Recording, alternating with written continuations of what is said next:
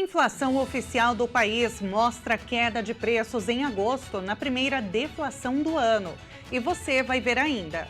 Comissão de Constituição e Justiça prevê retomar análise de anistia de presos e condenados pelos atos antidemocráticos de 8 de janeiro. E ainda, fumaça de incêndios na Amazônia se espalha pelo país e piora a qualidade do ar. Essas e outras notícias você confere a partir de agora. Olá, bom dia para você. Seja muito bem-vinda ao Redação Hit, edição manhã. Agora são 11 horas e 35 minutos e nós chegamos ao vivo para te manter muito bem informado com as principais notícias desta terça-feira, 10 de setembro. E a gente abre esta edição trazendo uma notícia sobre economia. A inflação oficial do país revelou que os preços caíram em agosto. Segundo o IBGE, a alimentação e a habitação puxaram o indicador para baixo. O Índice Nacional de Preços ao Consumidor Amplo, que é considerado a inflação oficial do país, mostra que os preços caíram 0,02% em agosto. Segundo dados do IBGE, dois grandes grupos tiveram queda no mês, puxando a primeira deflação de 2024. O grupo Alimentação e Bebidas registrou queda de 0,44% no mês, contribuindo para recuo de 0,09 ponto percentual do índice geral. Nesse grupo, o IBGE destaca as quedas de preços da batata inglesa, do tomate e da cebola. Entre os subitens que tiveram alta no mês estão o mamão, a banana prata e o café moído. Já em habitação, a baixa foi de 0,51% e redução de 0,08 ponto percentual. E nesse grupo, o resultado foi influenciado principalmente pela energia elétrica residencial, com o retorno da bandeira tarifária verde. Assim, o resultado geral de agosto representa uma desaceleração contra o mês anterior, já que o IPCA havia fechado de julho teve alta de 0,38%. E em agosto do ano passado, os preços haviam subido 0,23%.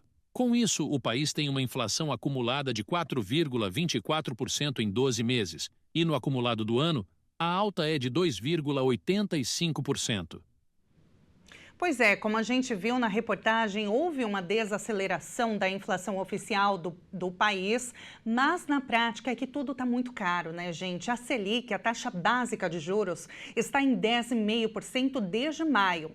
Parte do mercado prevê que a taxa chegue em 12% e fique em 2 dígitos até meados do próximo ano. Mas por que a expectativa da alta de juros e como isso deve impactar a economia? Vamos conversar agora com a especialista em finanças, Jenny Almeida. Bom dia, Jenny. Seja muito bem-vinda ao jornalismo da Hit TV. Inclusive, eu já digo que ela está ao vivo falando de Dubai. Oi, Jenny, fala com a gente. Bom dia, Tabata. Tudo bem? Aqui já tá boa noite. Boa noite. Que horas são por aí, por favor? 18h30.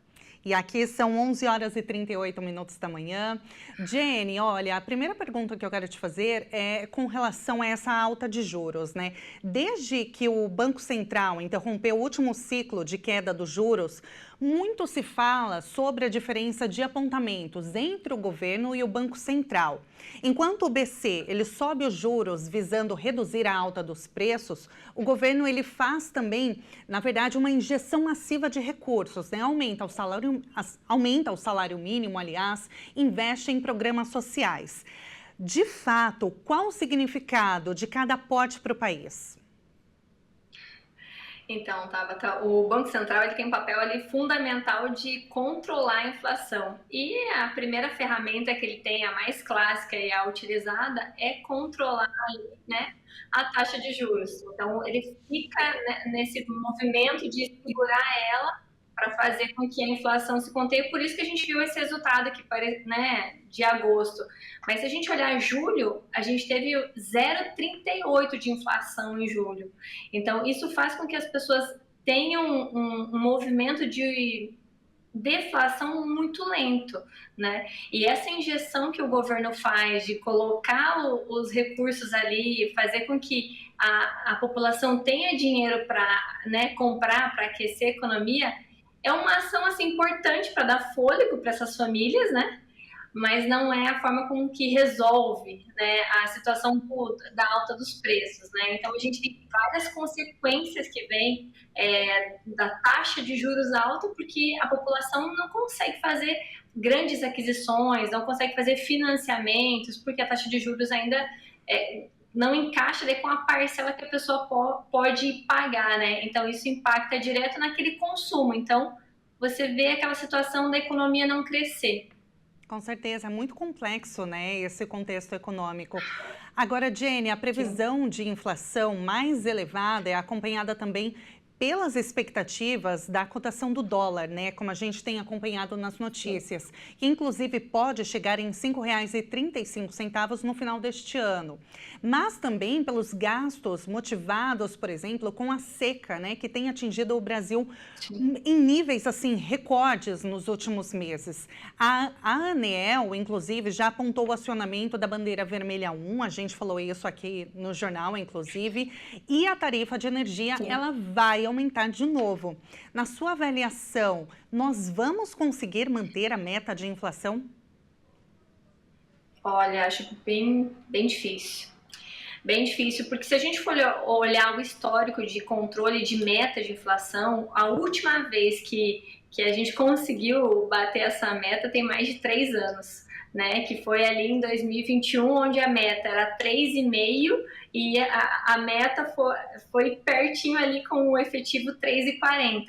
De 2021 para cá, a gente não teve mais esse controle de inflação e a meta sempre ficou, assim, muito distante do efetivo. Então, se a gente for olhar 2021, meta de inflação 3%, taxa de juros, que é o remédio para controlar isso que a gente falou, né? A taxa de juros está alta, está mais de 10%. Mas quanto estava a taxa de juros lá, né, para ver se ela controlou a inflação? 2%. Então, como estava a economia, né? A taxa de juros a 2% no nosso país não é boa, né? Então, assim, teve todo isso foi janeiro de 2021 e a gente fechou, né, 2021 com uma taxa de 7,75. Então, assim, o país não consegue ficar com uma taxa de juros tão baixa, não é saudável também para o país, né? Então, controlar essa meta de inflação, o Brasil, infelizmente, não tem essa habilidade, mas por isso que a gente tem o Banco Central como aliado para controlar, né, a inflação e ir controlando ali o consumo e a atividade para que faça com que o nosso país, né, tenha um PIB sempre positivo. Pois é um grande desafio, né? Jenny, muito obrigada desde então. Eu te agradeço muito pela entrevista, pela sua análise. Eu sei que é um tempo muito curto para analisar o contexto, né, econômico do país, que, como eu disse, é muito complexo, né? Mas desde já eu te agradeço muito. Foi um prazer falar com você. Prazer é meu, Tabata. Estarei sempre à disposição. Muito obrigada. Uma boa noite para você aí em Dubai. Boa noite. Nós conversamos com a Jenny Almeida, especialista em finanças e CEO da consultoria Invest for You. E agora a gente traz uma notícia sobre os jogos de azar. A Justiça de São Paulo determinou o bloqueio de 15 sites de jogos, como o jogo do Tigrinho, do Dragão e similares, que prometem supostos retornos rápidos para os jogadores. Segundo o juiz Gustavo Henrique Bretas Marzagão, responsável pela decisão, os jogos têm causado prejuízos significativos à população. Após a determinação da Justiça, a Anatel deve comunicar às operadoras de telefonia para que façam um bloqueio. Apesar da decisão judicial, ainda cabe recurso e as empresas têm até 15 dias para se manifestar. E veja a seguir, fumaça das queimadas deixa céu encoberto em todas as regiões do país. E agora na sua tela, imagens ao vivo do Porto de Santos, no litoral paulista. Neste momento, termômetros marcando 22 graus e sol entre nuvens. Nós voltamos já já.